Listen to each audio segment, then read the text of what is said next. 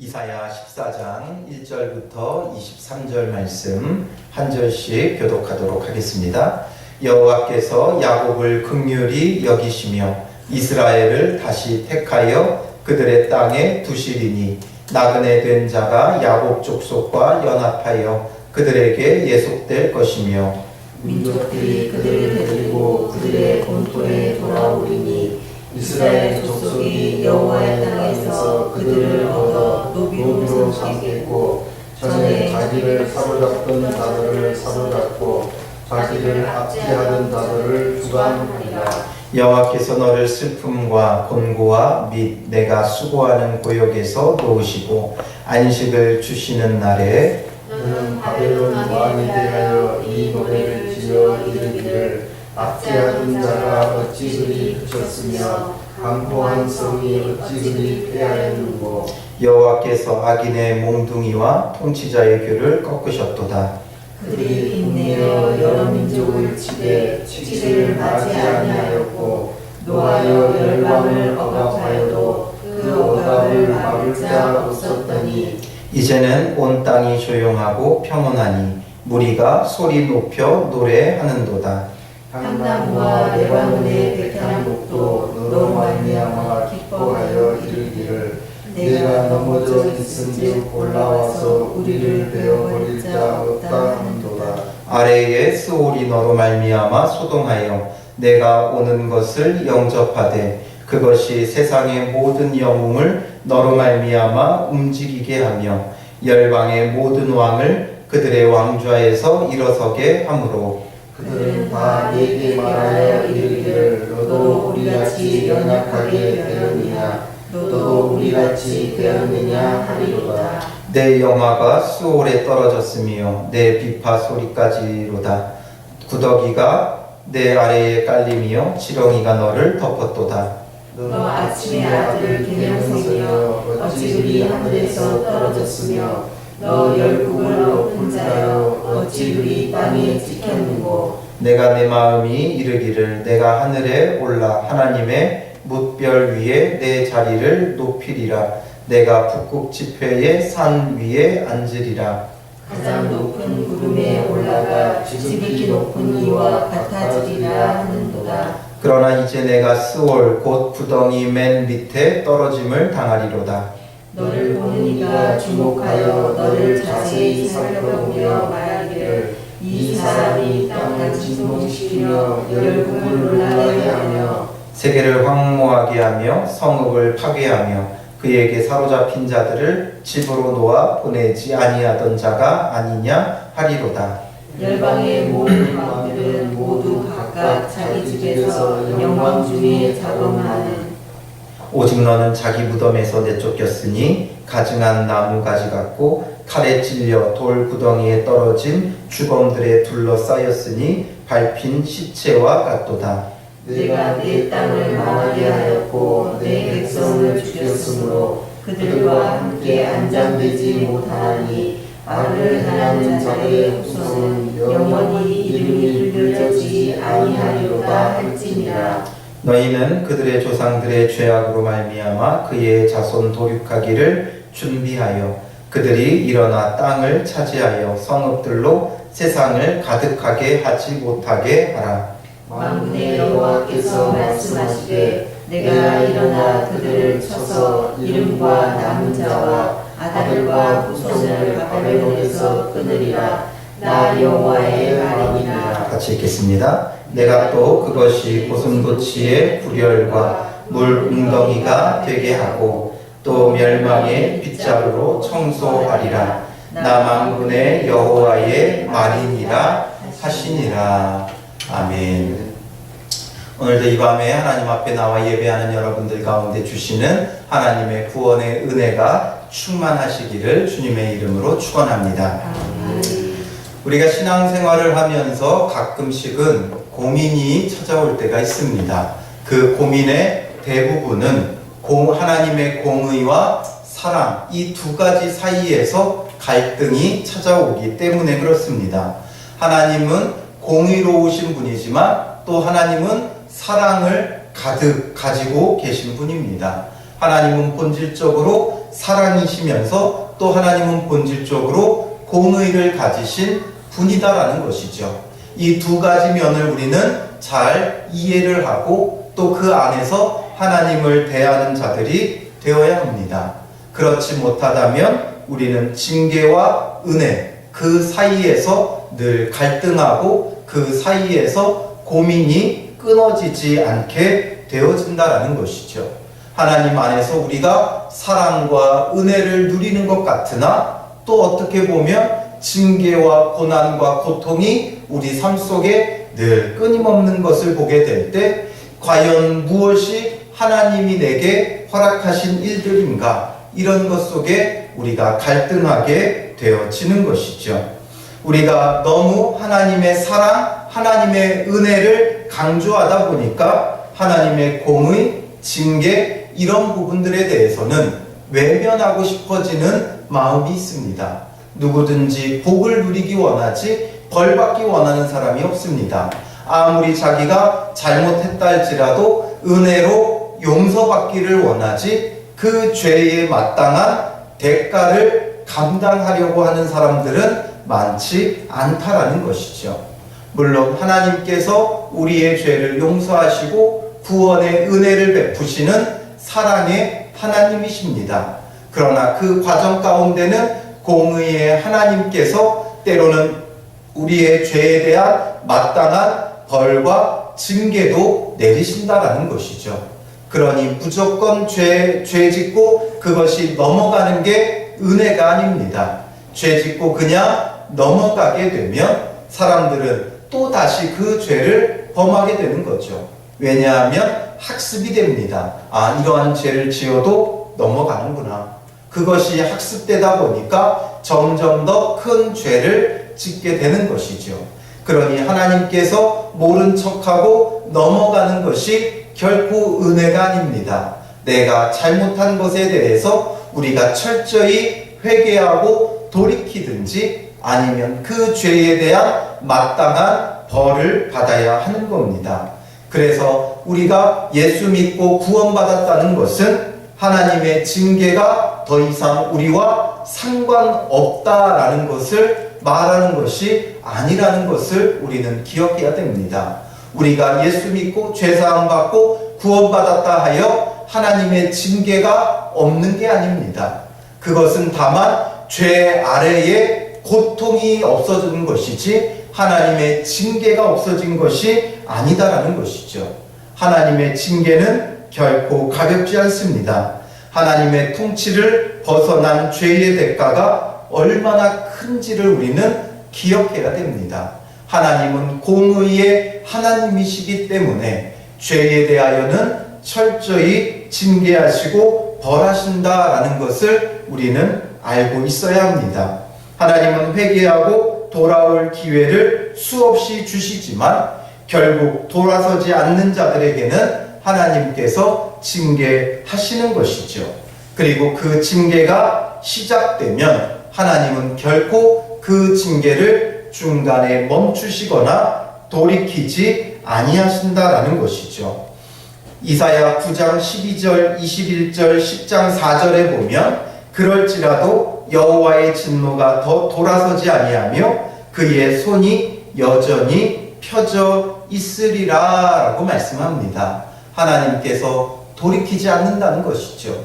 그 징계의 손이 계속 펴져 있다라는 겁니다. 10장 23절에 가면 이미 작정된 파멸을 주 만군의 여호와께서 온 세계 중에 끝까지 행하시리라 라고 말씀하고 있습니다. 하나님께서 작정한 그 징계를 하나님은 끝까지 행하신다라는 것이죠. 그런데 하나님께서 이 징계를 끝까지 행하시지만 그 끝이 중요한 것은 결코 멸망이나 파멸이 아니다라는 것이죠. 하나님의 징계의 끝에는 반드시 구원이 있는 겁니다. 그러므로 하나님께서 택한 그 백성들 징계하시지만 그 징계를 중간에 멈추시지도 않고 혹독하게 그 끝까지 모든 징계를 감당하게 하시나 그 끝에는 구원이 있다라는 것이죠. 그래서 오늘 본문 14장 1절에서 말씀하는 게 무엇입니까? 여호와께서 야곱을 긍휼히 여기시며 이스라엘을 다시 택하여라고 말씀하고 있습니다. 이스라엘이 얼마나 하나님 앞에 범죄했습니까? 하나님께서 아브라함을 택하여 하나님 나라, 하나님 백성 삼으셨지만 그들의 역사 가운데 하나님의 그 주권을 인정하고 하나님의 다스림과 통치를 받으며 하나님 나라를 회복했던 것은 다윗 왕 때 외에는 없습니다.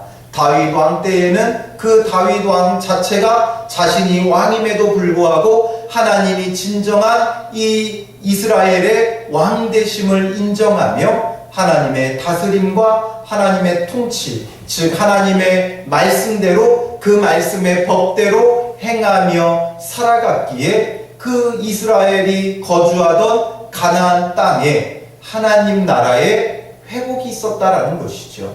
그러니 사울 왕 때에 잃어버렸던 그 모든 땅들을 다 되찾고 하나님 나라의 회복과 확장을 보게 되어졌다라는 것이죠. 그러나 그 이후부터는 다시 그 나라가 축소되어지고 쪼개지고 갈라지며 멸망당하는 길로 걷게 되어지는 겁니다. 왜냐하면 하나님의 말씀의 통치를 받지 않았기 때문에 그렇습니다. 하나님의 말씀의 통치를 받는 그곳 자체가 하나님의 나라인 겁니다. 하나님의 나라라는 것은 가장 중요한 게 하나님의 통치라는 것이죠. 하나님 나라기 때문에 하나님에 의해 다스림을 받고 하나님에 의해 통치를 받는 것, 그 이야기는 그의 백성된 자들이 그의 말씀에 순종하며 따르고 하나님의 법의 원리를 가지고 살아가는 것이 바로 하나님의 나라인 겁니다. 그러면 진짜 천국이 죽어서 가는 곳이 천국이 아니라 말씀에 순종하며 하나님의 다스림과 통치함을 받으면 그곳이 정말 하나님 나라 천국임을 고백하게 되는 회복되어지는 놀라운 삶이 있는 겁니다. 그런데 우리는 그 하나님 안에서 누리는 복이 하나님의 말씀에 통치받음으로 얻게 된다는 것을 잊어버리고 단순히 하나님의 복을 구하고 있다는 것이죠. 하나님은 성경을 통해 말씀하시기를 늘 너희가 즐겨 순종하면 내가 너희에게 약속한 모든 복을 주겠지만 너희가 즐겨 순종하지 아니하면 벌하리라 라고 말씀하고 있다는 것이죠.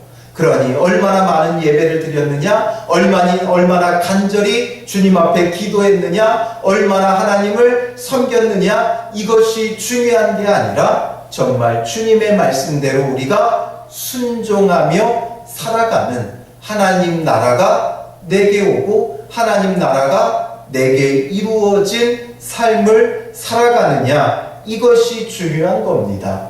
그런데 이스라엘 백성은 그렇게 하지 않았죠. 시시때때로 그 자기의 삶의 기준을 하나님의 말씀에 둔 게 아니라 어디다 두었습니까? 자기 안에 두었다라는 것이죠. 삶의 기준을 말씀에 두고 말씀에 순종하며 말씀 따라 행한 게 아니라 내 안에 두고 내 소견에 옳은 대로, 내 즐거움대로, 내 욕심대로, 내 정욕대로 행하였다라는 것이죠. 말씀에 분명한 법적 기준이 있지만, 하나님 나라의 기준이 있지만 그 기준을 따라서 옳고 그름을 깨닫고 선과 악을 알고 순종하며 주를 따른 게 아니라 자기 안에 두었다라는 것이죠. 이게 바로 어디서부터 온 겁니까? 바로 아담과 하와가 선악을 알게 하는 나무를 하나님께서 주시고 절대 먹지 말라고 하면서 선악의 기준을 외부에 두었고 그것을 보고 말씀에 순종하는 것이 선이요 말씀에 순종하지 않는 것이 악이고 반드시 죽게 되어진다는 것을 알아야 하는데 그들은 그 선악과를 외부에 둔 게 아니라 먹고 자기 안에 두었다라는 것이죠. 선악을 분별하고 그 지혜가 하나님과 같아지겠다라는 것이죠. 스스로가 하나님이 되어 스스로가 옳고 그름을 판단한다라는 것이죠. 지금 이 시대의 모습도 그렇지 않습니까? 과거에는 무엇이 옳다, 무엇이 그르다 외적인 기준을 따라 말했지만 이제는 사람들이 자기 안에다 기준을 둡니다. 내가 옳다 그러면 옳은 겁니다. 내가 그르다 하면 그른 겁니다. 그래서 자기들이 원하는 것을 기준으로 삼아 살아가는 시대다라는 것이죠. 그러니 이제 우리에게 중요한 게 무엇입니까? 하나님의 그 분명한 기준이 없으면 하나님의 엄중한 징계가 임하게 된다라는 것이죠. 이스라엘 백성은 그렇게 해서 하나님 앞에 끊임없이 불순종했습니다. 그래서 북이스라엘과 남유다로 쪼개졌고 하나님은 계속해서 선지자들을 통해 경고의 말씀을 주셨지만 그들은 끝까지 돌이키지 않고 회개하지 않았습니다.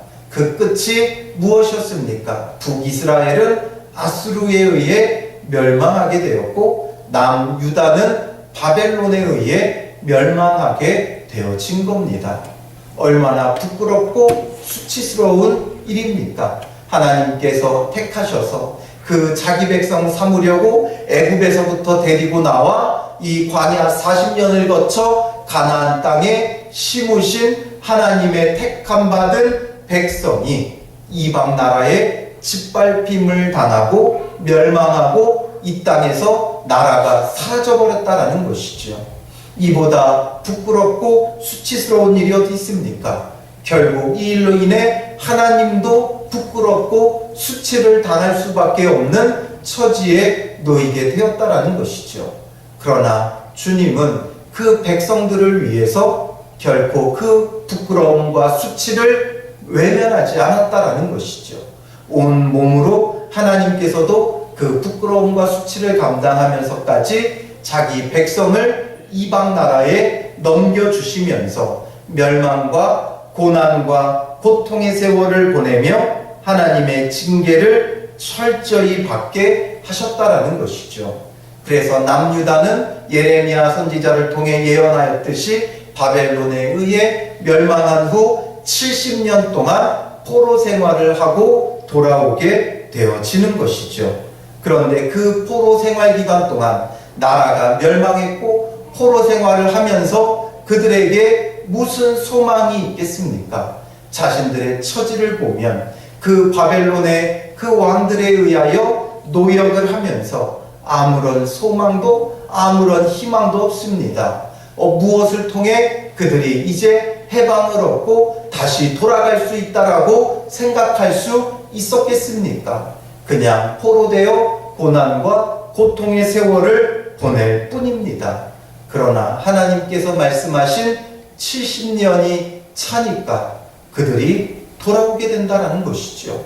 하나님께서 약속하신 대로 그들을 향해 하나님께서 계획하신 징계의 그 모든 것이 끝나게 되니까 그들이 돌아오게 되는데 1절에서 말씀하셨듯이 이스라엘을 다시 택하여 그렇게 하나님 앞에 범죄하고 배반하고 배신하고 회개하고 돌이키지 않는 이스라엘을 하나님은 다시 택하여 주신다라는 것이죠.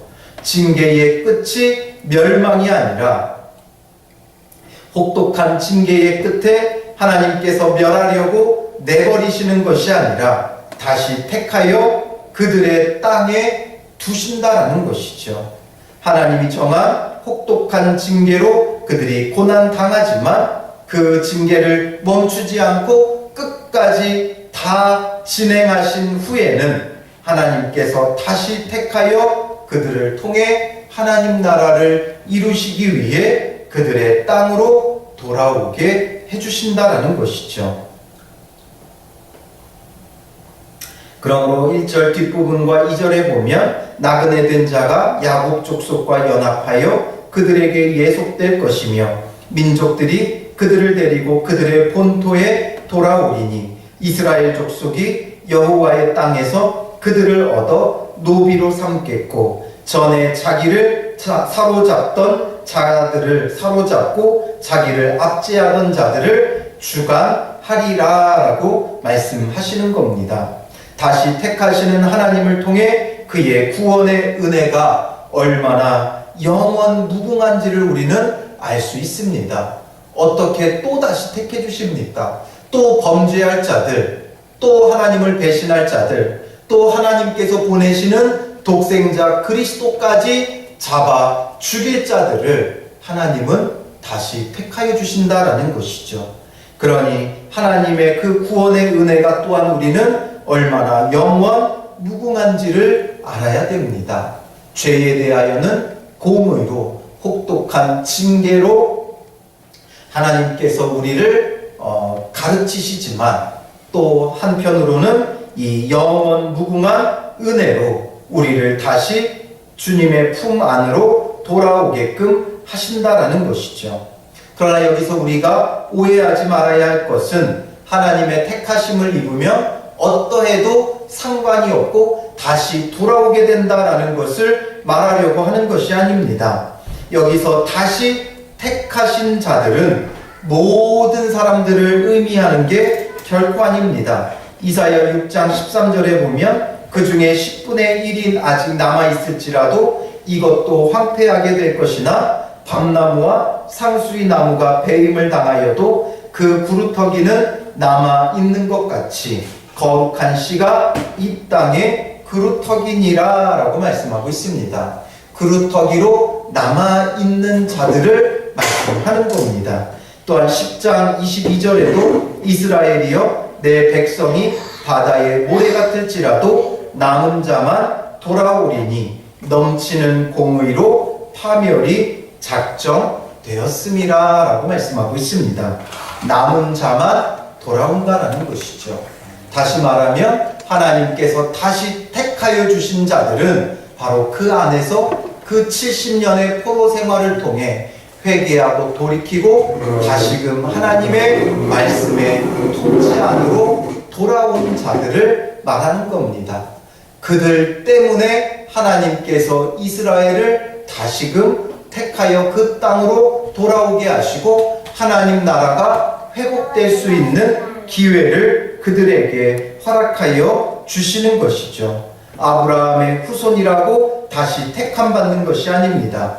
회개하고 돌이켜 말씀에 순종하며 하나님의 통치 가운데로 들어오는 자들이 하나님께서 다시 택한 자들, 하나님께서 다시 하나님 나라를 출발하는 거룩한 씨앗들이다라는 것이죠. 거룩한 씨앗들을 통해 하나님은 하나님 나라가 다시금 세워지도록 만드시는 것이죠. 오늘 이 시대도 마찬가지입니다. 교회가 전부 다 하나님의 택함을 받은 게 아닙니다. 교회들 안에 하나님께서 남겨두신 그루터기 같은 자들, 남겨진 자들, 거룩한 씨앗들이 있는 겁니다. 그래서 예수님께서도 비유로 말씀하실 때 바로 울타리 안에는 양과 염소가 있다라는 것이죠. 밭에도 알곡과 가라지가 있다라는 것이죠.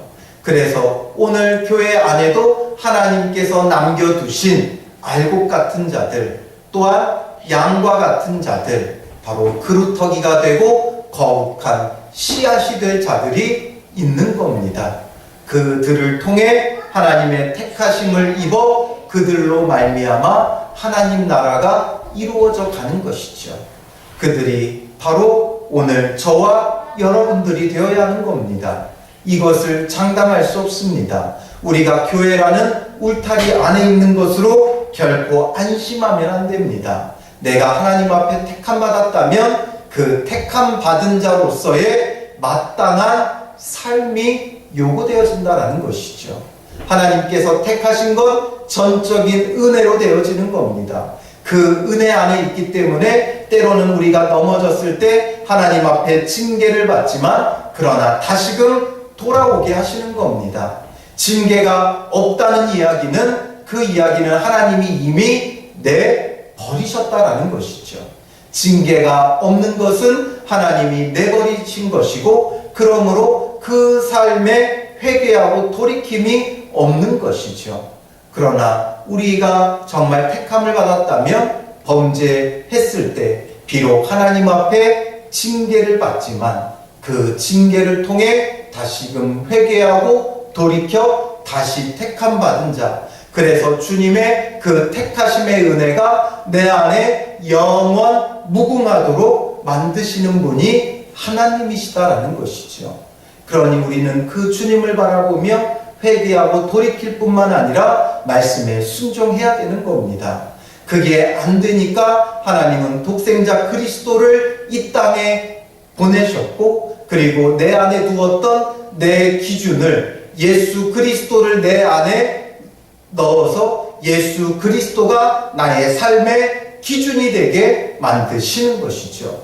그래서 그의 말씀 따라 회개하며 돌이키고 순종하는 자가 이 시대의 그루터기고 남은 자고 다시 택함 받은 자고 알곡이요 양으로서 하나님 나라를 이 땅 가운데 세워갈 거룩한 씨앗들이다라는 것이죠. 그러므로 우리는 진정 주님 안에서 이런 다시 택함 받은 자, 영원한 하나님의 그 택하심 안에서 우리는 주님의 말씀 따라 순종하며 살아가는 거룩한 씨앗들이 되어야 한다는 것이죠. 그래서 우리에게 다가온 삶의 고난과 고통을 벗어나려고 하지 마십시오. 왜냐하면 나의 죄의 결과인 것이죠. 내가 주님 앞에서 말씀에 순종하지 못한 결과라는 것을 우리는 인정하고 받아들여야 됩니다. 그리고 나의 삶의 고난에서 고통에서 벗어나려고 몸부림치는 게 아니라 다시금 주의 말씀의 통치 안으로 들어가기를 힘써야 하는 겁니다. 하나님의 말씀의 통치가 내 안에 이루어지면 무엇이 일어나겠습니까? 바로 하나님 나라가 내게 오는 겁니다. 내 안에 계신 예수 그리스도로 말미암아 그의 말씀에 순종하며 나의 모든 것이 그 주님의 뜻에 합하게 하나님의 통치가 이루어지면 하나님 나라가 내게와 내게 임함으로 말미암아 하나님 나라의 그 회복의 역사가 이루어지는 것이죠. 70년의 하나님이 정한 고난의 세월이 이스라엘에게 끝나야 회복되어지는 겁니다. 39년 되었는데 내가 그동안 39년간 고통받았으니 그동안 고통받을 만큼 고통받았다고 주님 이제 40년만 고통받게 하여 주시옵소서, 그 후에는 회복되게 하여 주시옵소서 외친다고 회복되는 게 아닙니다. 그들의 마음에, 그들의 영혼에 하나님의 징계를 기록할 시간이 그들에게는 70년이 필요했던 겁니다.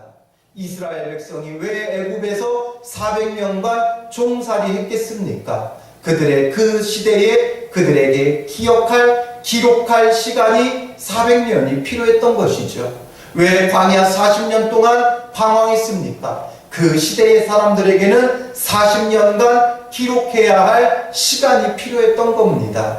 그러니 우리의 신앙에도 하나님께서 어떤 고난을 주시든 어떤 고통을 주시든 그것이 하나님께서 계획한 시간이 차지 않으면 결코 떠나지 않는 겁니다. 그 끝까지 우리는 감당해야 되는 겁니다. 그러니 우리는 그 과정 속에서 단순히 벗어나려 하지 말고 그 시간을 통해 내 영혼의 말씀에 순종하지 않는 죄인된 나의 삶의 결과가 얼마나 하나님의 공의가 두렵고 무서운 것인지를 우리 마음에 영혼에 새기면서 우리는 말씀에 순종하고 다시금 하나님의 통치를, 말씀의 통치를 우리가 힘써야 한다는 것이죠. 그래서 주님의 말씀이 나의 영혼을 전적으로 다스리면 하나님께서 모든 것을 회복하게 하시는 겁니다. 그러니 우리는 주님 안에서의 그 회복의 때를 바라보면서 매일매일 주신 삶의 자리를 감당해야 됩니다. 벗어나려고 도망치면 하나님은 더 끝까지 우리를 몰아세울 수밖에 없는 것이죠. 도망치지 말고 내 삶의 자리에서 묵묵히 맞아들이고 감당하고 나는 그저 말씀에 순종하며 다시금 하나님 나라를 회복하기를 힘쓰면 어느덧 하나님 나라가 내게 온 것을, 내게 회복되어지는 것을 우리가 보게 되어지는 겁니다. 하나님의 그 징계의 작정이 우리는 얼마나 큰지, 얼마나 무거운지 다 헤아릴 수 없습니다. 그러나 우리의 죄를 스스로가 인정하며 묵묵히 감당하고 말씀에 순종하며 따르면 이제 하나님의 그 회복해 하시는 구원을 누리면서 무엇을 하게 하십니까? 4절에 보면 너는 바벨론 왕에 대하여 이 노래를 지어 이르기를 이라고 하면서 그들의 입술에 노래가 나오게 하신다라는 것이죠. 자기를 고난 가운데 압제하였던 그 바벨론을 하나님께서 완전히 꺾어서 떨어뜨림으로 얼마나 높고 위대하신 하나님이신지, 그 하나님의 다스림과 그 하나님을 통해 다시금 회복되어진 나의 구원의 은혜를 노래하게끔 만드시는 것이죠. 참 구원의 사람들, 예수 그리스도를 믿고 구원받았다라고 말하는 게 아니라 정말 예수 그리스도를 믿고 그의 말씀에 다스림과 통치함을 누리며 하나님 나라가 회복되어져 가는 사람은 바로 그 구원의 하나님을 찬양하는 겁니다. 단순히 노래를 부르는 것이 아니라 하나님이 주신 그 구원이 그 안에 너무나 감격이 되어 그 입술로 간증이 되고 고백이 되고 노래가 되어야 한다라는 것이죠. 오늘 여러분들이 누리는 그 구원이 마음에 감동이 되고 그 구원이 너무나도 크고 놀라워 여러분들의 입술에 간증이 되고 고백이 되고 노래가 되고 있습니까? 여러분들의 입술을 벌려 하는 오늘 하루의 수많은 말들 중에 나의 구원의 하나님에 대해 내가 고백한 것이 몇 마디의 말이나 되었습니까? 우리는 하나님의 구원에 대하여 너무 침묵하고 있는 겁니다. 왜냐하면 그 마음에 참된 구원이 없기 때문에 그렇습니다. 정말 그 구원의 은혜를 누린다면 그 감격, 그 기쁨이 나의 입술을 통해 고백되어줘야죠. 나를 압제하였던 그 죄가, 나를 억눌렀던 그 고난이, 나의 삶의 무게를 하나님께서 어떻게 풀어 자유케 하셨는지 우리의 입술로 고백이 되어져야 하는 겁니다. 그래서 길게 지금 그 바벨론을 하나님께서 어떻게 멸하시는지를 노래하게 하시는 것 같이 그동안 우리를 압제하였던 삶의 무게를 하나님께서 어떻게 쓸어버리셨는지, 나를 어떻게 자유하게 하셨는지, 나를 어떻게 구원하여 주셨는지 우리의 입술에 날마다 간증이 되고 고백이 되고 찬양이 되는 믿음의 사람들이 되시기를 주님의 이름으로 축원합니다. 기도하겠습니다. 살아계신 아버지 하나님, 하나님의 공의하심이 어떠한 것인가 우리가 늘 기억하게 하여 주시고 주의 공의로 의심의 징계가 우리 삶 가운데 있을 때 여기에서 벗어나려 하는 사람들이 아니라 살겠다고 발버둥 치는 자들이 아니라 거기서 예수 그리스도와 함께 죽어지며 또한 묵묵히 감당하고 다시금 회개하고 돌이켜 말씀의 다스림과 통치 안으로 들어오는 믿음의 사람들이 되어지게 하여 주시고 아버지 하나님 주의 말씀에 다스림 받고 하나님 나라를 회복해 갈 때에 우리로 하여금 우리의 입술에 구원의 하나님을 마음껏 찬양하며 간증할 수 있도록 인도하여 주시옵소서. 때로는 많은 삶의 무게가 우리를 짓누르고 이로써 하나님의 사랑을, 하나님의 은혜를 의심하게 되는 우리의 순간들도 찾아오지만 하나님 안에 택함받은 우리가 주님 안에서 끝까지 남겨진 자, 그루터기가 되고 양이 되고 알곡이 되어 거룩한 씨앗들로 하나님 나라를 회복해가는 믿음의 사람들이 될 수 있도록 아버지 하나님 강건적으로 붙잡아 주시고 성령으로 충만하게 하여 주셔서 말씀에 깨닫게 하시고 회개하고 돌이키며 순종하며 하나님 나라를 회복해가는 은혜가 있게 하여 주시옵소서. 살려고 발버둥 치는 것이 아니라 아버지 하나님 더 죽어지게 하시고 낮아지게 하시고 우리에게 그저 말씀을 통해 위로하시고 회복해 하시며 소망케 하시는 주의 놀라운 은혜가 우리 가운데 채워지므로 우리는 묵묵히 주님의 통치하심을, 주님의 다스리심을 기뻐하며 즐거워하며 말씀에 순종하며 주를 따를 수 있도록 인도하여 주시옵소서. 우리 주 예수 그리스도로 말미암아 하나님 나라가 우리 안에 임하고 회복되어지게 하여 주셔서 하나님 살아계심을 늘 증거하게 하시고 공의의 하나님, 사랑의 하나님을 날마다 입술로 고백하며 주께서 우리를 어떻게 구원하셨는지 찬양의 소리가 끊이지 않는 믿음의 사람들이 되게 하여 주실 줄 믿사오며 예수님의 이름으로 기도합니다. 아멘.